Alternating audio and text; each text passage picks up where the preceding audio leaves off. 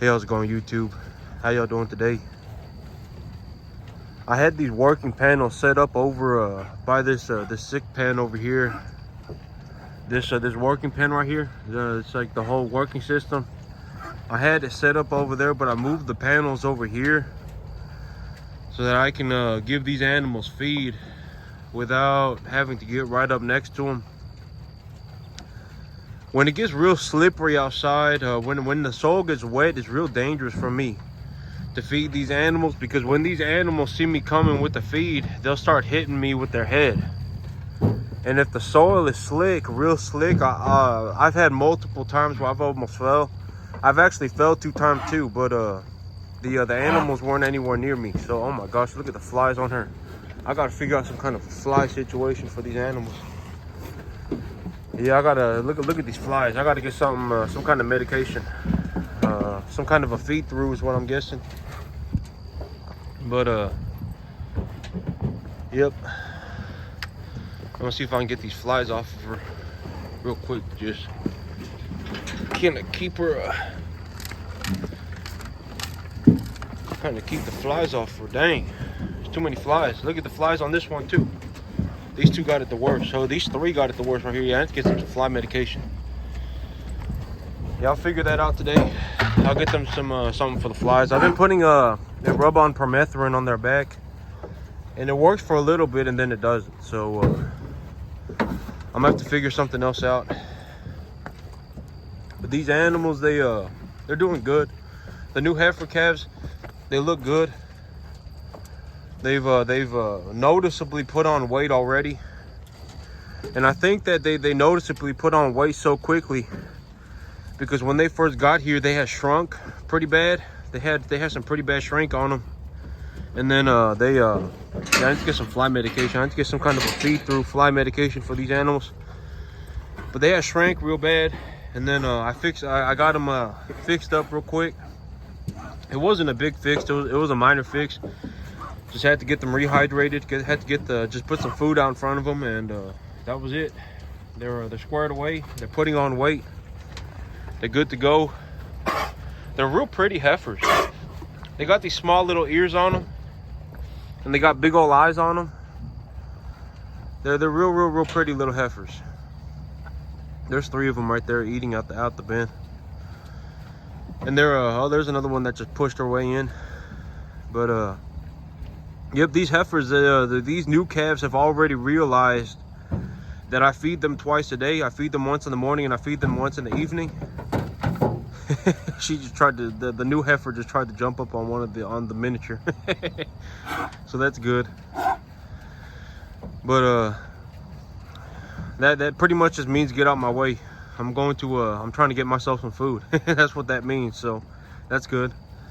But yep, these new heifers, they've already figured out that I feed them twice a day, and so they'll wait by the gate in the morning. When they see the other cattle waiting around, they'll join them, and so that's good. And they're on solid feed. I've actually seen that they're eating probably closer to 2.5 to 3% of their body weight. Ooh, that's not good.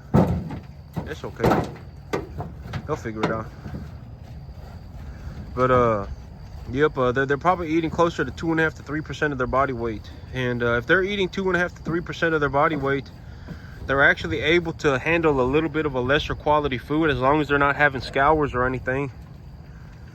And I have realized that one of these calves are scouring a little bit, but I think it's because they're scouring because they were on hay, they were eating hay, and then now they're eating fresh grass, and so their gut is having to adjust to it. So that's why I think they're scouring, and it's only one of them. So it ain't that big of a deal. Fresh grass, it has a lot more protein in it than hay does usually, and it also has a lot more moisture in it, and so that could cause them to scour. But they're not scouring so bad that I think that they're going to die or anything like that. This one right here, I do see her spine sticking out a little bit, so that's a sign that she's a little bit thin, and she needs to get some food on her. How her spine's sticking out of her back a little bit, just a little bit, but that ain't too it ain't so severe. And she's eating right now too. You see how she's just munching away, and so I'm sure that'll fix itself up. My big thing is as long as these animals are eating, about 90% of anything that I could possibly think is going wrong with these animals pretty much goes out the window. If these animals stop eating, that's a big problem. If they stop eating, I need to address that immediately. But from what I've seen, all these animals do eat. I've seen all 7 of them eat, and they eat a pretty significant amount of food. So that's good. These heifer calves, well, I mean, these other animals, these big animals, they're going to be going to the market here pretty soon. Well, the plan was for about just under 2 months for them to go to market. There's another little heifer calf right there. They should have been going. They're going to be going to market here in just about under 2 months, and so they're right on track. I just need to put a little bit more heft on them, a little bit more heft. When they go to market, they should look like some hefty animals. So I just got to put a little bit more heft on them, and I have just about 2 months to do that, and I have plenty of grass, and so that's the plan right now. And yep, so that's them. There's a little heifer calf right there. This is a good look. This is what I mean by they eat real good. They eat real well. They chew a lot of grass, and they're interested in the grain. They wait around for the grain in the morning, so that's very good.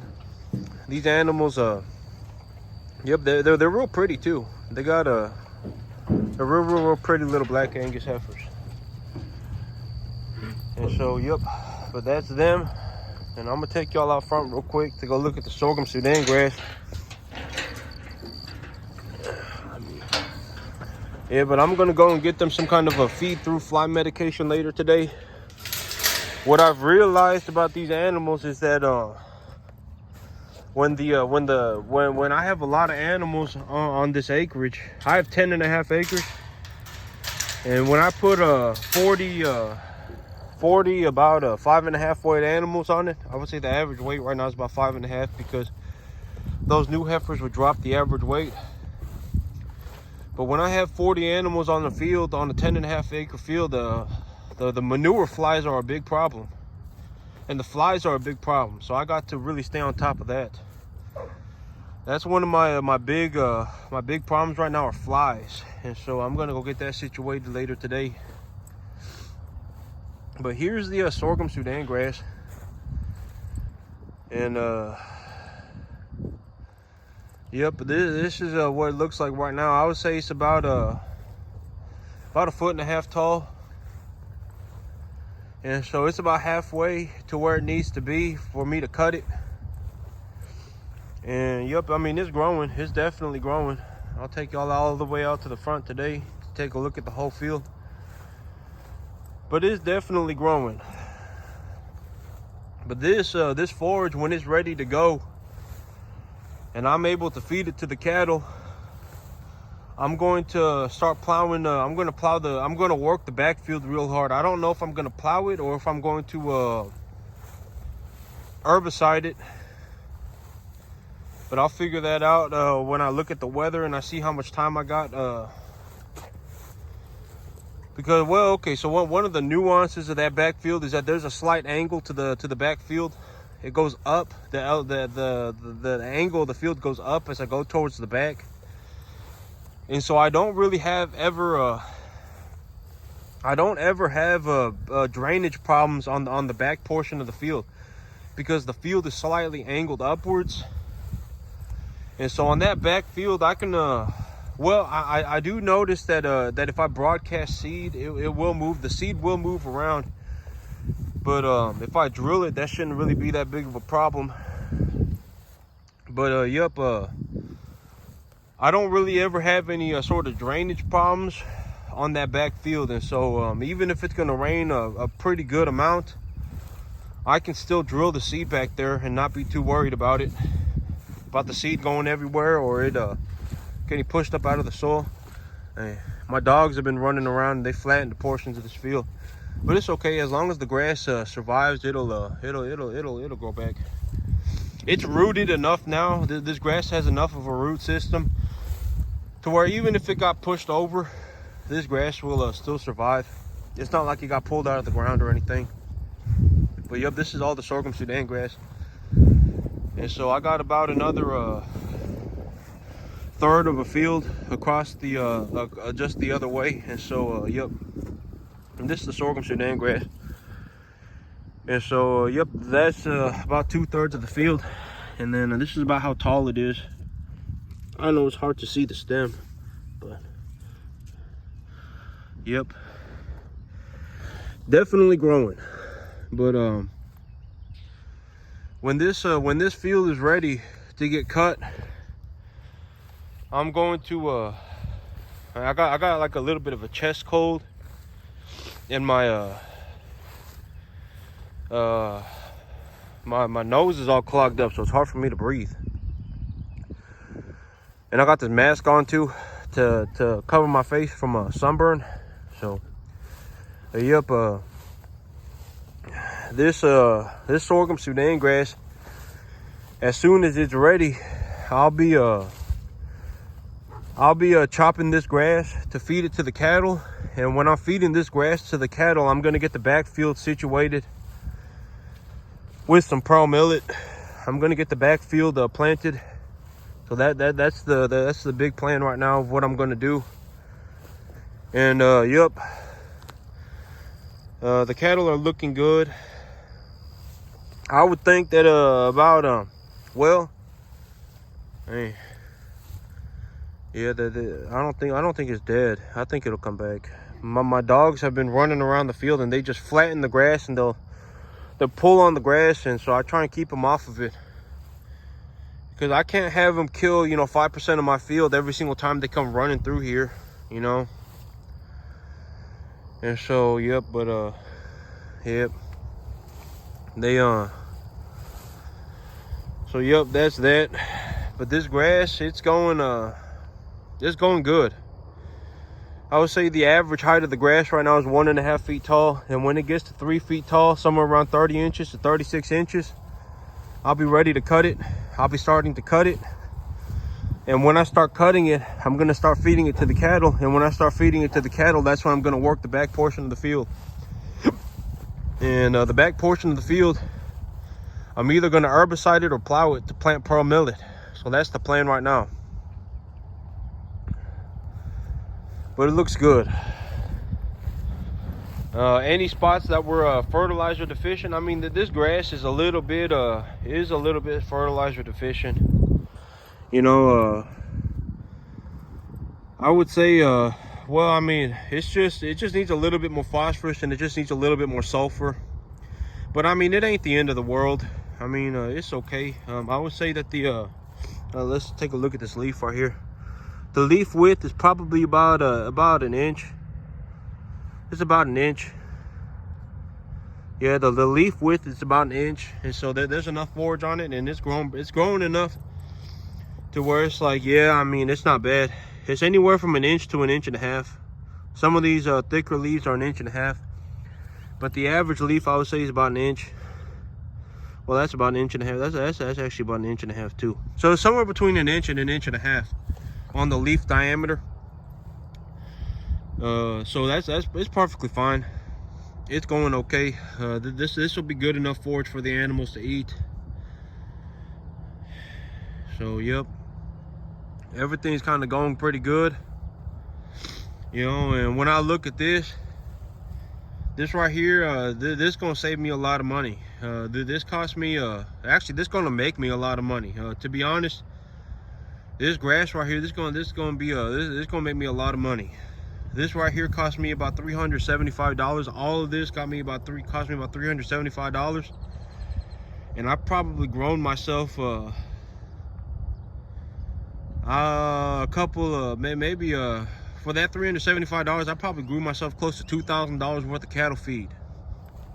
I could probably this grass right here, granted that we get some rain here next month, and I get to cut it again, and it grows back in, and I get to cut it again one more time. This grass right here is gonna be enough forage to feed all 40 cattle for probably 2 months, 2 to 3 months. And so that's a